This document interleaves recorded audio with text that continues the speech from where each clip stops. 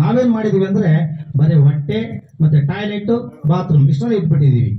ಈ ಗುರೂಜಿ ಅಶ್ವತ್ಥಪ್ಪ ಗುರೂಜಿ ಇವರ ಸಂಪರ್ಕ ಯಾರ್ಯಾರು ಸೇರಿದ್ದಾರೆ ಅವರು ಸ್ವಲ್ಪ ದೇವ್ರ ಮನೆ ಮಟ್ಟಕ್ಕೆ ಎತ್ತಿದ್ದಾರೆ, ಅಲ್ಲಿಗೆ ಹತ್ತಿದ್ದಾರೆ. ಅಲ್ಲಿಂದ ದೇವ್ರ ಮನೆ ಮಟ್ಟಕ್ಕೆ ಯಾರು ಹೋಗಿದಾರೋ ಅವರೆಲ್ಲರೂ ಮಲ್ಗೋ ಮನೆ ಹುಡ್ಕೊಂಡಿದ್ದಾರೆ. ಅಂದ್ರೆ ನಾವು ಆರಾಮಾಗಿರ್ಬೇಕಪ್ಪ, ನೆಮ್ಮದಿಯಾಗಿರ್ಬೇಕಪ್ಪ ಅನ್ನೋ ಒಂದು ಅಪೇಕ್ಷೆ ಇಟ್ಕೊಂಡಿದ್ದಾರೆ. ಅಲ್ಲಿಂದ ಹೋಗಿದ್ದಾರೆ ಅಂತಂದ್ಮೇಲೆ ಯಾವುದ್ರಲ್ಲಿ ನಾವು ಭಾಗವಹಿಸಬೇಕು, ಯಾವುದ್ರಲ್ಲಿ ಸೇರ್ಬೇಕು, ಯಾವುದು ಸರಿ ಯಾವುದು ತಪ್ಪು ಅನ್ನೋ ಗಮನಿಸೋದು ನಮ್ಮ ಆಗ್ನೇಯ ಚಕ್ರದಲ್ಲಿ ಇರುತ್ತೆ. ದೇವ್ರ ಮನೆ ಇಲ್ಲಿ ಇರುತ್ತೆ, ಇಲ್ಲಿ ಹೃದಯ ಭಾಗದಲ್ಲಿ. ಇಲ್ಲಿ ಮಲ್ಗೋ ಮನೆ ಇರುತ್ತೆ. ಇಲ್ಲಿ ನಮಗೆ ಬಂದಂತವ್ರನ್ನ ಯಾರು ನೋಡಬೇಕು, ಏನ್ ಮಾಡಬೇಕು ಅಂತ ಅನ್ನೋದಿರುತ್ತೆ. ಇದೆಲ್ಲ ಆದ್ಮೇಲೆ ಈಗ ನಾಗೇಶ್ ಮೇಷ್ಟ್ರು ಈಗ ಮಾಡಿದ್ರಲ್ಲ, ಎಲ್ಲಾರನ್ನು ಎದ್ದೇಳಿ ಎದ್ದೇಳಿ ಅಂತೇಳಿ ಭಜನೆ ಮಾಡಿ ಕುಣಿಸಿದ್ರಲ್ಲ, ಅದೇ ನಮ್ಮ ಆನಂದದ ಮನೆ, ಮಹಾಮನೆ ಅಂತಾರೆ ಇದನ್ನ. ಇದೆಲ್ಲ ಮಾಡಿದಾಗ್ಲೇನೆ ಅದು ನಮಗೆ ಸಿಗೋದು. ಇದೆಲ್ಲ ಮಾಡದೇ ಇದ್ದು ಬರೀ ನಾವೇನ್ ಮಾಡಿದ್ವಿ, ಅಡಿಗೆ ಮನೆ ಮತ್ತೆ ಬಾತ್ರೂಮು ಟಾಯ್ಲೆಟ್ ಈ ಮೂರಲ್ಲೇ ಮೇಂಟೈನ್ ಮಾಡ್ತಾ ಇದೀವಿ.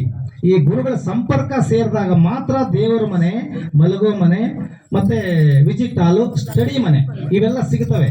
ಅದಕ್ಕೆ ನಾವು ಫಸ್ಟ್ ಹುಡುಕಬೇಕಾದದ್ದು ದೇವರ ಮನೆ.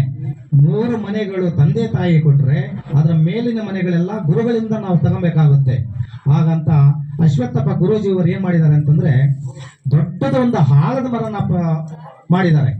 ಆಲದ ಮರ ಯಾಕೆ ಮಾಡಿದ್ದಾರೆ ಅಂತಂದ್ರೆ, ಬುಡ ಒಣಗಿದ್ರು ಸಹಿತ ರೆಂಬೆಯಲ್ಲಿ ಬರುವಂತ ರೆಂಬೆ ಅದಕ್ಕೆ ಆಧಾರವಾಗಿರ್ಲಿ ಅನ್ನೋ ಉದ್ದೇಶಕ್ಕೆ ಅವರು ಅದಕ್ಕೆ ಮೊದಲೇನೆ ಹೆಸರಿಟ್ಟಿರೋದೇ ಆಲದ ಮರದ ವೃಕ್ಷ ಅಂತ ಇಟ್ಟಿದ್ದಾರೆ.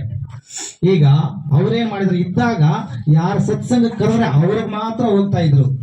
ಈಗ ಯಾರು ನೆನೆಸಕೊಂಡ್ರೆ ಅವರ ಹೃದಯದಲ್ಲೇ ಕಾಣಂತಾಗೈತಿ. ಈಗ ಅದರ ಜೊತೆಗೆ ನಮ್ಮ ಅನಿಸಿಕೆಗಳ ಹಂಚಿಕೊಳ್ಳೋದಕ್ಕೆ ಶಶಿಕಲಾ ಮೇಡಮ್ ಅವರಿದ್ದಾರೆ, ಮತ್ತೆ ರವಿ ಗುರೂಜಿ ಅವರಿದ್ದಾರೆ, ಮತ್ತೆ ನಾಗೇಶ್ ಮಾಸ್ಟರ್. ಈ ರೀತಿಯಾಗಿ ಅವರವರದೇ ಆದ ಸ್ಥಾನಮಾನಗಳನ್ನು ನಮಗೆ ಒದಗಿಸ್ತಾ ಇದ್ದಾರೆ.